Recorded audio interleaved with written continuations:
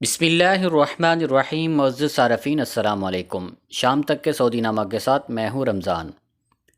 Jeddah سے خصوصی پرواز، مزید 255 پاکستانیوں کی واپسی۔ Pakistan international air lines PIA کی خصوصی پرواز PK8792 ہفتے کو جدہ سے اسلام آباد پہنچ گئی۔ ہفتے کی صبح 9:30 بجے روانہ ہونے والی اس پرواز کے ذریعے مزید 255 مسافر سعودی عرب سے پاکستان گئے ہیں۔ قونصل جنرل خالد مجید اور ڈپٹی قونصل جنرل شائق احمد بھٹو نے مسافروں کو جدہ انٹرنیشنل ایئرپورٹ سے رخصت کیا ہے۔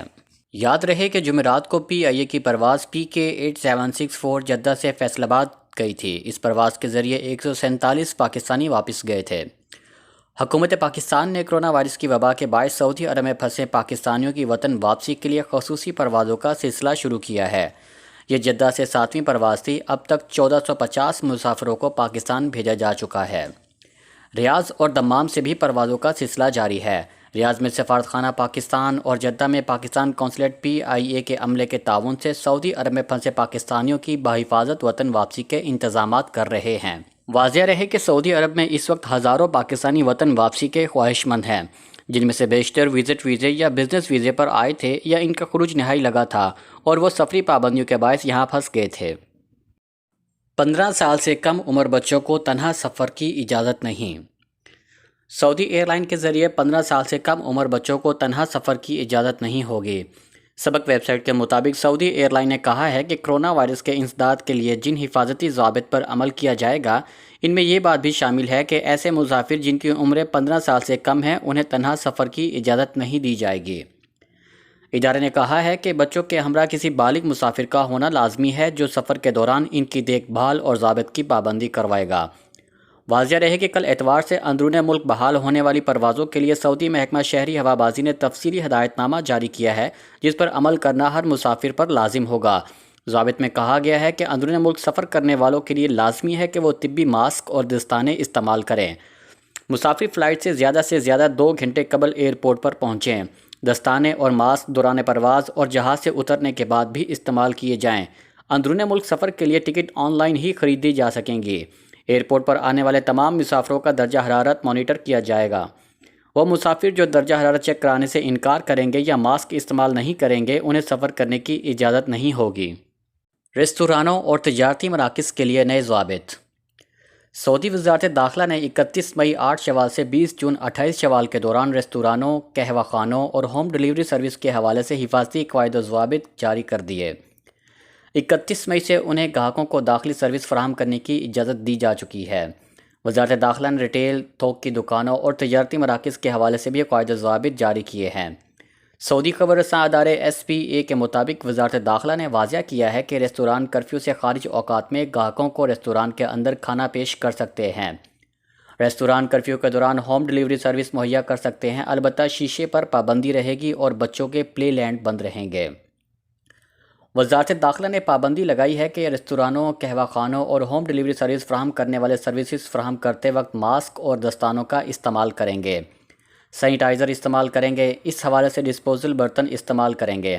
ایسی اشیاء جنہیں بار بار چھوا جاتا ہو انہیں سینیٹائز کیا جاتا رہے گا، مثلاً دروازے کے ہینڈل، پانی کے نل کے، کرسیاں بار بار سینیٹائز کرنا ہوں گی۔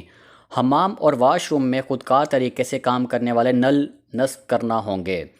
گاہکوں کو ریستورانوں یا قہوہ خانوں میں منظم طریقے سے داخل کیا جائے گا۔ گاہکوں کے درمیان 1.5 سے 2 میٹر کا فاصلہ رکھنا ہوگا۔ دروازوں پر گاہکوں کی بھیڑ سے بچنے کے لیے خصوصی انتظامات کرنا ہوں گے۔ ایک ٹیبل پر 4 افراد سے زیادہ کے بیٹھنے کی اجازت نہیں ہوگی۔ اس سے ایک فیملی کے افراد مستثنیٰ ہوں گے۔ ریستورانوں یا قہوہ خانوں میں آتے وقت گاہکوں کا درجہ حرارت لینا ہوگا۔ ایسے کسی بھی گاہک کا جس کا درجہ حرارت سب سے زیادہ ہوگا، اسے ریستوران یا قہوہ خانے میں داخل ہونے کی اجازت نہیں دی جائے گی اور یہی پابندی عملے پر ہوگی۔ ہوم ڈیلیوری سروس کے عملے ہیلتھ سرٹیفکیٹ، شناختی کارڈ، حفاظتی ماسک کی پابندی کرنا ہوگی۔ روزانہ کی بنیاد پر درجہ حرارت جانچا جائے گا۔ ہوم ڈیلیوری سروس میں استعمال ہونے والے سامان مسلسل سینیٹائز کیے جائیں گے۔ پارسل پر SEAL چسپاں کیا جائے گا۔ پارسل اچھے طریقے سے پلاسٹک کوٹنگ کیا جائے گا۔ تھوک اور ریٹیل کی دکانوں اور تجارتی مراکز کے لیے بھی متعدد حفاظتی ضوابط جاری کیے گئے ہیں۔ درجہ حرارت جانچنے، حفاظتی ماسک پہننے کی پابندی، نماز کے لیے مخصوص کمرے، دکانوں میں ٹرائل روم اور بچوں کے لیے پلے لینڈ بند کرنے کا حکم دیا گیا ہے۔ ہاتھ دھونے یا سینیٹائزنگ کی جگہ مخصوص کرنا ہوگی اور وصولی کیش کی شکل میں نہ ہو۔ مسجد نبوی کے نئے حصے اور بیرونی صحنوں میں نماز ہوگی۔ مسجد نبوی شریف کل اتوار کو نمازیوں کے لیے کھول دی جائے گی، تاہم نمازوں کی ادائیگی حرم کے نئے توسیعی حصے اور بیرونی صحن میں ہوگی۔ حرم کا پرانا حصہ اور روضہ شریف زائرین کے لیے بند رہیں گے۔ سبق ویب سائٹ کے مطابق مسجد نبوی انتظامیہ نے کہا ہے کہ حرم کے نئے حصے کے علاوہ بیرونی صحن سے قالین ہٹا لیے جائیں گے، نماز فرش پر ادا کی جائے گی۔ حرم کی گنجائش کے حساب سے صرف 40% نمازیوں کو آنے کی اجازت ہوگی، باقی افراد بیرونی صحنوں میں سماجی فاصلہ رکھ کر نماز ادا کریں گے۔ مسجد نبوی شریف کی انتظامیہ نے کہا ہے کہ پرانے حرم کے علاوہ روضہ شریف اور سلام پیش کرنے کے مقام بند رہیں گے، جہاں زائرین کو آنے کی اجازت نہیں ہوگی۔ قبل ازیں مدینہ منورہ گورنریٹ نے اعلان کیا تھا کہ اتوار 31 مئی سے شاہی منظوری پر مسجد نبوی نمازیوں کے لیے کھول دی جائے گی۔ مسجد الحرام اور مسجد نبوی امور کی جنرل پریزیڈنسی کے سربراہ اعلیٰ ڈاکٹر عبد الرحمن السدیس نے بیان میں کہا ہے کہ مسجد نبوی حفاظتی تدابیر کے ساتھ مرحلہ وار کھول دی جائے گی۔ سبق اور العربیہ نیٹ کے مطابق جنرل پریزیڈنسی کرونا وائرس کو پھیلنے سے روکنے اور نمازیوں کو اس سے بچانے کے لیے ٹھوس حفاظتی اقدامات کیے ہوئے ہے۔ مسجد الحرام مسجد نبوی امور کی جنرل پریزیڈنسی مسجد نبوی آنے والوں کا درجہ حرارت چیک کرنے کے لیے تھرمل کیمرے نصب کیے ہوئے ہیں۔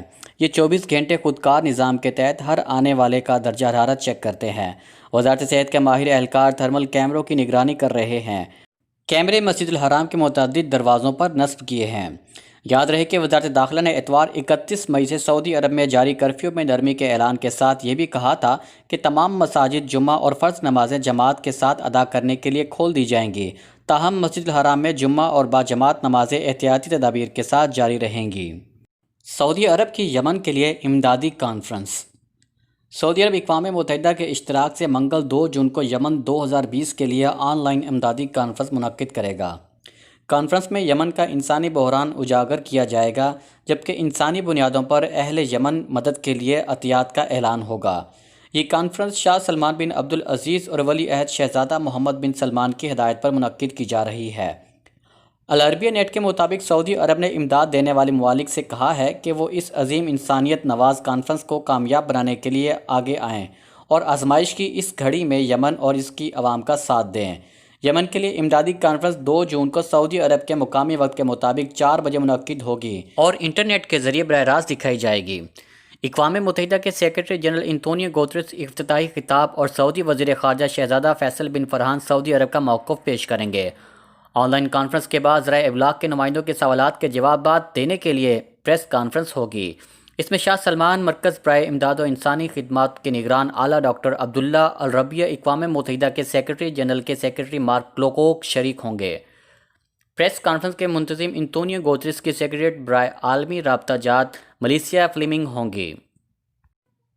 کرونا کے مزید 1618 کیسز کی تصدیق، 22 اموات۔ سعودی عرب میں گزشتہ 24 گھنٹے کے دوران کرونا وائرس سے متاثر 22 افراد جان کی بازی ہار گئے، جبکہ مزید 1618 نئے کیسوں کی تصدیق ہوئی۔